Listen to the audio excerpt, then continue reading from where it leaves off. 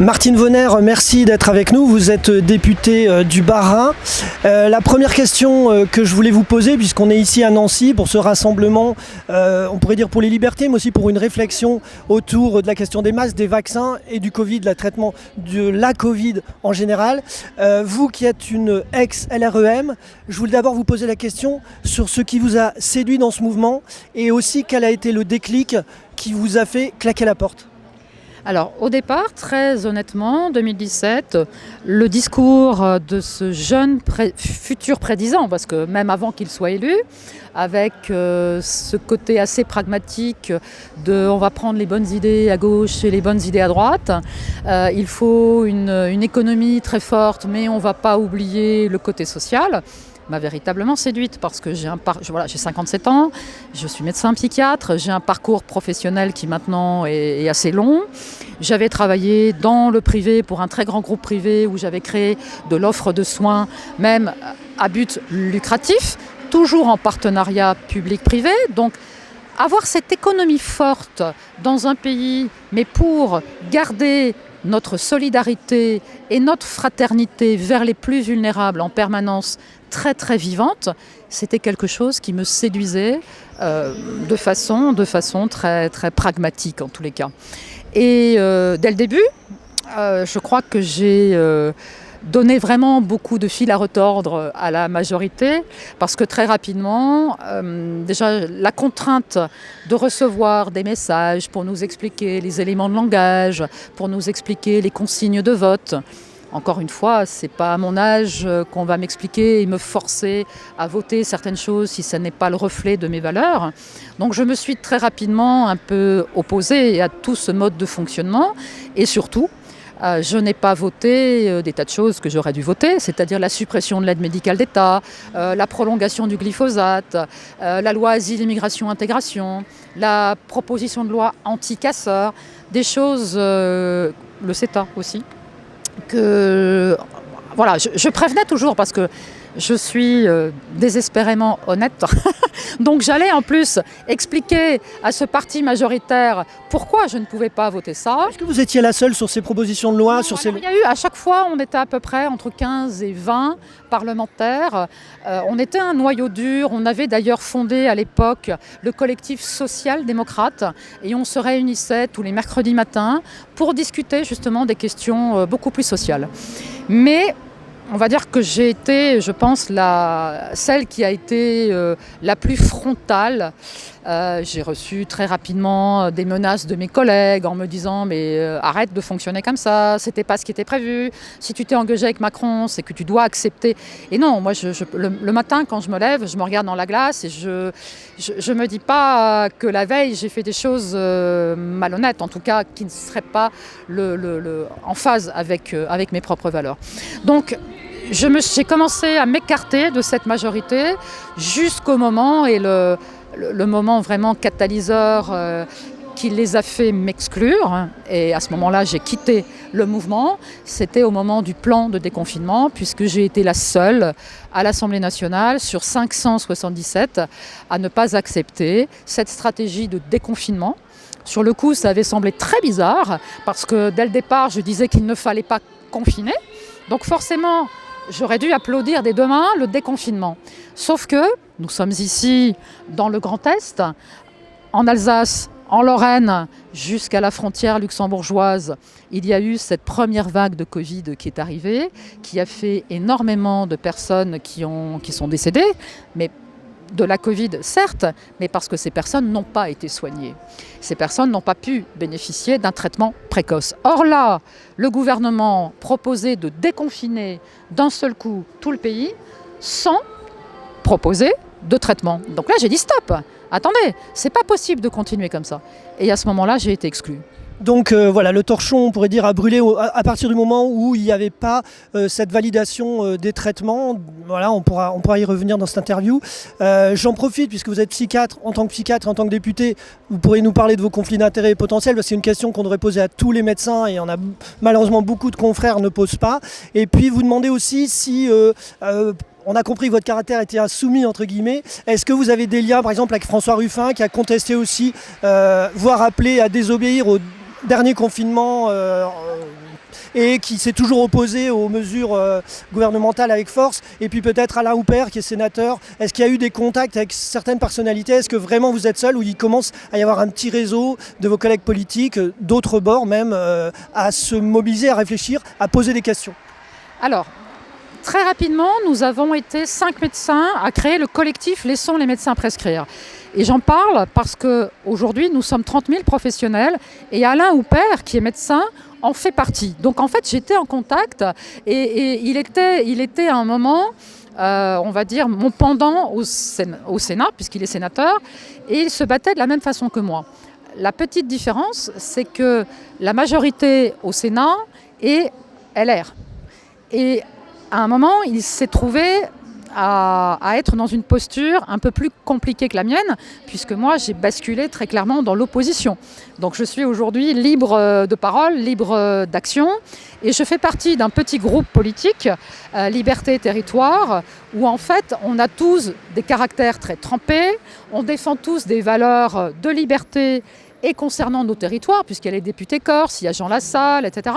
Et donc des valeurs très très fortes, très ancrées, et qui rapportent notre légitimité parce que les citoyens de nos territoires nous font confiance. Concernant François Ruffin, alors François, on se connaît quasiment depuis le début, parce que j'avais fait 2 missions parlementaires, notamment sur la santé mentale, et François Ruffin, on s'était un peu accroché parce qu'il ne comprenait pas très bien que je ne défende pas simplement une augmentation très simple du budget des hôpitaux. Donc on avait eu beaucoup d'échanges et là au début de cette crise, je me suis rapprochée de lui en disant mais je vais avoir besoin des insoumis pour défendre les idées. Et là je me suis un petit peu fait renvoyer dans mes buts en me disant écoute, il m'a dit très sincèrement, je ne comprends pas tes combats, je ne suis pas médecin, je pense vraiment ok, la stratégie gouvernementale n'est pas top, mais je ne peux pas imaginer que cet État soit à ce point maltraitant. Donc en fait, il n'est pas venu à mes côtés sur ces combats-là. Il a même, malheureusement, parce que la stratégie de France Insoumise a été de pousser la stratégie vaccinale. Donc là, moi, j'ai plus compris, parce qu'ils ont réclamé que la stratégie aille beaucoup plus vite, en disant, mais il manque sur certains territoires des vaccins, il faut pousser, il faut pousser, il faut pousser.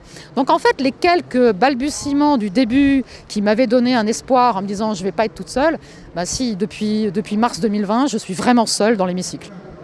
Alors on va en revenir aux définitions des mots puisque le terme vaccin a été remis en question notamment avec Réinfo Covid et Bon Sens dont le professeur Perron est l'une des têtes pensantes et agissantes. Est-ce que donc on a affaire à un vaccin? Est-ce que c'est de la thérapie génique? Pour vous, est-ce que effectivement c'est une expérimentation? Est-ce que à quel point vous faites confiance et est-ce que vous êtes anti-vax? On en revient aussi à la question des conflits d'intérêts. Voilà. Alors déjà, en effet, vous me donnez l'occasion de repréciser ce que j'ai dit tout à l'heure publiquement dans cette manifestation. Je n'ai absolument aucun lien d'intérêt ni conflit d'intérêt avec une quelconque industrie pharmaceutique ou même d'autres, hein, parce que ça pourrait être même au-delà. Absolument aucun conflit d'intérêt. Et pour revenir à la question des vaccins, non, je ne suis pas du tout et je n'ai jamais été anti-vaccin. La preuve en est que j'étais aux côtés d'Agnès Buzyn quand on a fait rentrer dans la loi en 2018, tout à fait début 2018, les 11 vaccins obligatoires pour les enfants. Alors je vais profiter de votre micro pour réexpliquer qu'à cette époque-là, on ne parlait bien sûr que des vaccins classiques ou à virus tué ou à virus atténué ou à micro-organismes tués ou atténués. Et donc des vaccins pour lesquels on a un recul de 10 ans, 15 ans, 20 ans. Et on sait que ponctuellement, il peut y avoir des effets secondaires, mais globalement, l'intérêt de ces vaccins-là, et on avait travaillé là-dessus, c'est qu'en fait, il y avait eu quelques décès d'adolescents dans le sud de la France, avec notamment des encéphalites, et comprendre qu'en France, on meurt de maladies qu'on peut protéger et prévenir par le biais des vaccins, c'était pas entendable.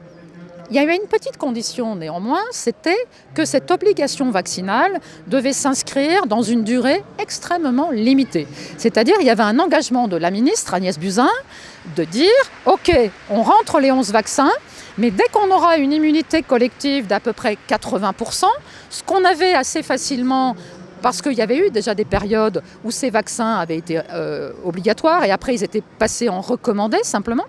Et donc on avait dit oui d'accord, on vous soutient, mais ça devra s'inscrire avec une date de fin.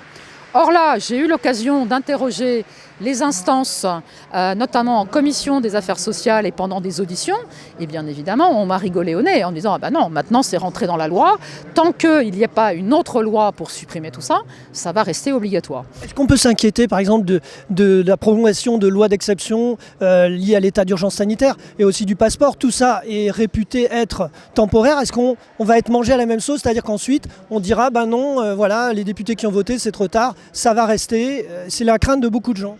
Alors, les gens ont raison d'avoir peur. Pourquoi ? Parce qu'il n'y a jamais eu une période aussi longue dans notre pays avec un état d'urgence.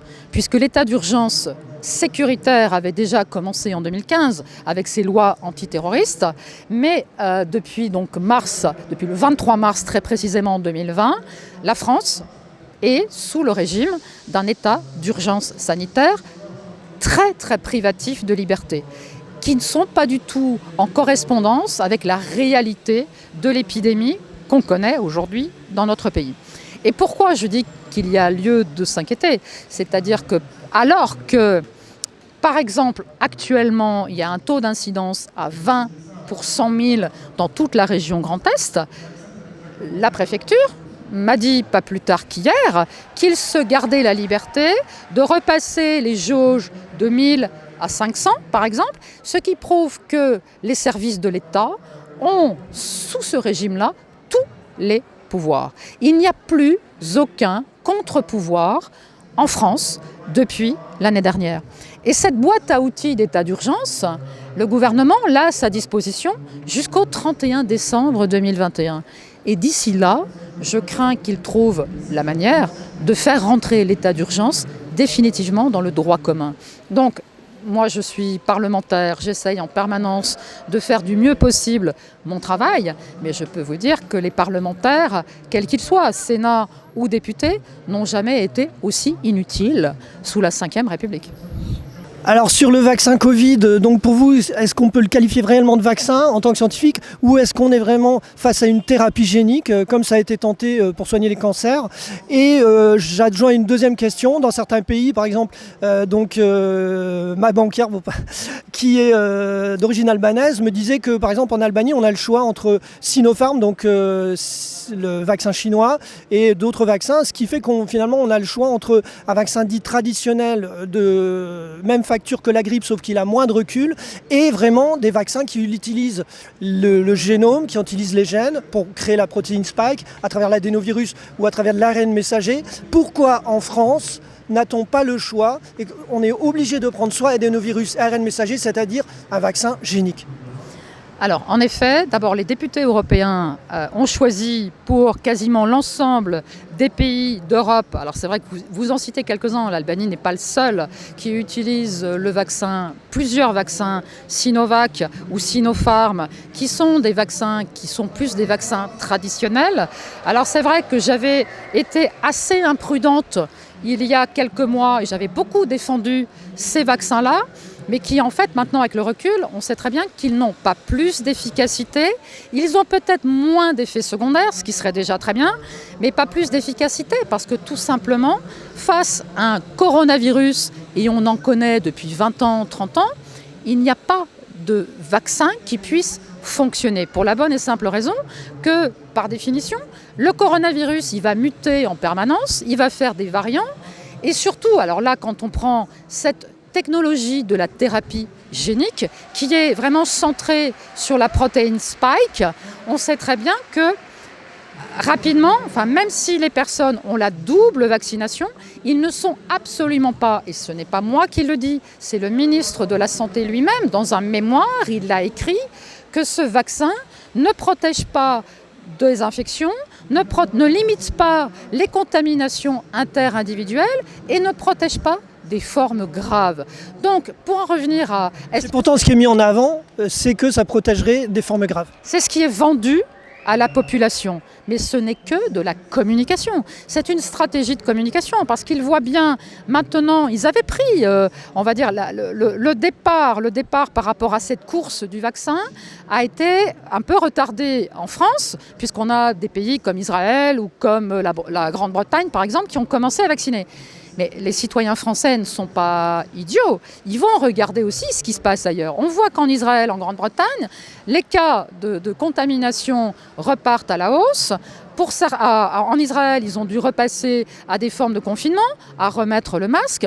Donc, les Français, certains qui avaient pris des rendez-vous pour aller se faire vacciner, annulent ces rendez-vous parce qu'ils savent aussi autour d'eux, maintenant quasiment chaque citoyen connaît autour de lui quelqu'un qui s'est fait vacciner et qui a de gros effets secondaires. Et franchement, on a aussi la connaissance de personnes qui décèdent en post-vaccination. C'est toujours très compliqué. Et il faut du temps pour faire une véritable étude de pharmacovigilance. Il faut du temps pour avoir la preuve que le décès est imputable au vaccin. Mais je donnerai simplement que 2 exemples. 2 étudiants en médecine en parfaite santé et alors, autour de 25 ans, sont tous les 2 décédés en France après avoir été vaccinés.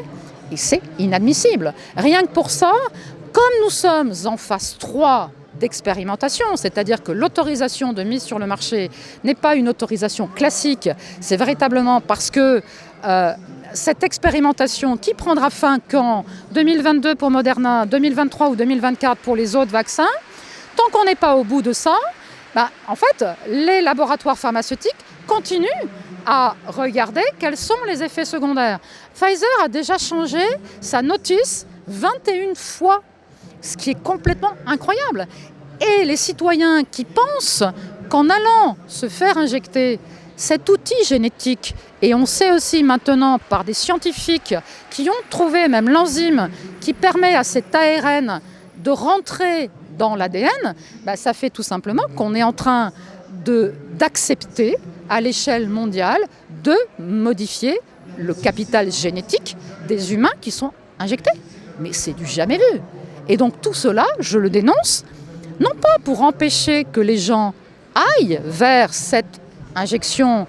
S'ils ont envie d'y aller, s'ils se sentent protégés avec ça, pourquoi pas? Mais il faut qu'ils y aillent en étant consentants, éclairés suffisamment et qu'ils prennent cette décision en toute conscience, en pleine conscience, alors qu'aujourd'hui, ce n'est pas le cas. Une avant-dernière question. Beaucoup de gens ici à Nancy, puisqu'on est le 3 juillet à Place Maginot, beaucoup de gens vous interpellent, on a pu vous suivre un petit peu, sur quelque chose qui les inquiète fortement, c'est la rentrée, la vaccination pour les enfants qui deviendrait obligatoire. Est-ce que vous avez des infos par rapport à ça et comment les gens pourront se protéger? Et puis aussi, dans les tuyaux, la vaccination pour les gens qui sont en contact avec le public, pour le personnel soignant, une vaccination qui deviendrait progressivement obligatoire.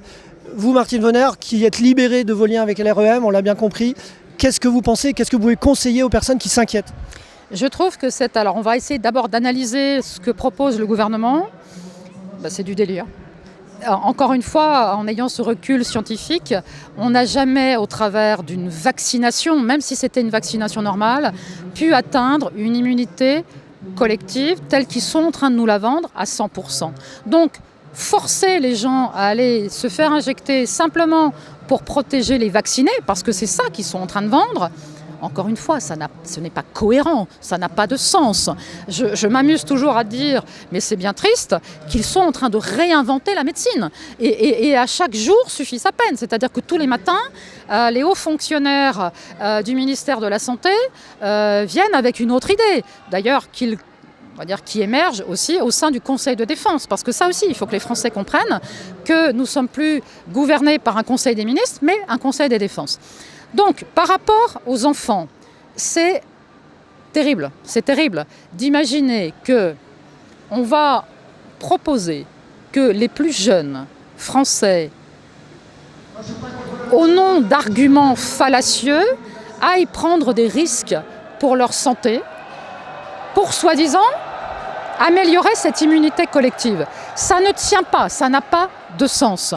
On sait aujourd'hui que dans cette population jeune, quand on regarde quand on essaye d'évaluer le bénéfice et le risque, on sait qu'il n'y a pas suffisamment, il n'y a même pas du tout de bénéfice par rapport au risque encouru par cette population, puisque les enfants n'ont pas souffert du Covid et ne sont pas morts du Covid. Je vous donne une information. Je sais de sources sûres que des experts français qui travaillent sur les cancers de l'enfant ont travaillé pendant 2 mois. Ils ont sorti un rapport qu'ils ont posé sur le bureau d'Olivier Véran, sur le bureau d'Alain Fischer, qui préside le Conseil stratégique de la vaccination. Et même pour les enfants atteints de cancer, même pour les enfants qui sont vulnérables, qui ont une immunité affaiblie, même là, la conclusion était qu'il ne faut pas aller vacciner, donc injecter ces enfants. Et la tranche d'âge qui était concernée, c'était les 0-25. Je crois qu'il n'y a que 3 situations extrêmement précises, de cancers tout à fait particuliers, qui nécessitent peut-être de se poser la question. Mais pour tous les autres enfants cancéreux, non. Donc on voit bien que pour les enfants qui sont en pleine forme, encore moins. J'ai demandé avec l'ensemble de mes collègues du groupe Liberté Territoire, nous souhaitons pouvoir avoir ce rapport. Ce rapport n'a pas été rendu public, ce rapport a disparu, ce rapport est, je ne sais pas où, mais nous souhaitons ce rapport qui démontre très clairement qu'il ne faut pas aller demander aux jeunes de se faire vacciner, injecter. Donc on restera en contact avec vous si vous retrouvez ce rapport perdu, peut-être malencontreusement par les instances gouvernementales. Voilà, donc on le publiera également, on mettra les liens. Une dernière question, peut-être en exclusivité, si vous voulez nous dévoiler vos projets politiques, vous qui êtes devenus, alors pour certaines, l'incarnation du complotisme et pour d'autres, la l'égérie de la liberté, des libertés, je dirais. Quels vont être vos projets et comment vous voulez vous positionner politiquement dans les semaines et les mois à venir ? Alors depuis 3 semaines, j'ai déposé une demande pour créer une association, forcément politique, parce qu'en étant député de la Nation, je ne peux créer qu'une association politique, mais que je déclare totalement apolitique, donc appartenant vraiment aux citoyens, parce que les citoyens n'en peuvent plus, et ils se sont très clairement exprimés dans les urnes, 70% d'abstentionnisme pour les cantonales et les régionales, c'est très clair. J'attendais que le Premier ministre Castex fasse un petit peu le bilan de tout ça et dise voilà, je rends les clés de la France parce que c'est pas possible. Ok, Macron a été élu, il est légitime, il a été élu. Mais ce gouvernement qui a été choisi, aujourd'hui, n'est plus légitime. D'autant plus qu'il y avait 15 ministres qui ont voulu se faire élire. Ils se sont tous pris une gamelle. Donc en fait, ils sont incapables de prendre les bonnes décisions. Ils n'ont aucune pudeur et aucun respect pour les Français. Pour vous, ces ministres qui ont perdu leur légitimité auraient dû démissionner ou en tout cas le gouvernement aurait dû être remanié profondément? Bien sûr, ces ministres auraient dû totalement démissionner dans la semaine qui a suivi le 2e tour. C'est totalement évident. Plus personne ne fait confiance dans ce gouvernement. Donc en créant ce mouvement, ce que je veux, c'est aussi démontrer au gouvernement qui estime et qui se moque de moi en permanence parce que je donne l'impression d'être seule. Ok, dans l'hémicycle, je suis trop seule, très très seule, parce que mes collègues députés n'ont qu'une attitude politicienne, mais regardez ce qui se passe ici. Et ce n'est pas la première manifestation. Les gens sont là, les citoyens me soutiennent. J'ai X mails, des lettres tous les jours et tous les jours. Aussi vous êtes devenu un peu une star parce qu'on vous applaudit dans la rue, on vous demande des autographes. Est-ce que ça vous touche aussi, ce soutien populaire totalement déconnecté de l'Assemblée où vous passez dans les médias, où vous passez pour une illuminée, vous avez refusé parfois le masque, un peu à l'image de Jean Lassalle, qui était aussi un résistant à 16 heures face à l'Assemblée nationale, qui avait chanté la Marseillaise, qui a fait une grève de la faim pour éviter une délocalisation. Est-ce que vous sentez une communion avec ce type d'action et est-ce que ce soutien populaire, contrairement au soutien médiatique et politique, vous fait chaud au cœur ? Alors, j'ai toujours eu des actions raisonnées et basées sur des lectures très scientifiques. Donc, en effet, quand j'ai résisté par rapport au masque, c'était parce que la réalité de cette publication scientifique du Center Disease of Control existait. Elle a même maintenant disparu de l'historique. Donc ce qui est complètement incroyable, c'est que Martine Vonner, toute seule dans son hémicycle en France, a des répercussions jusqu'au-delà de l'Atlantique. Je trouve ça assez interrogatif.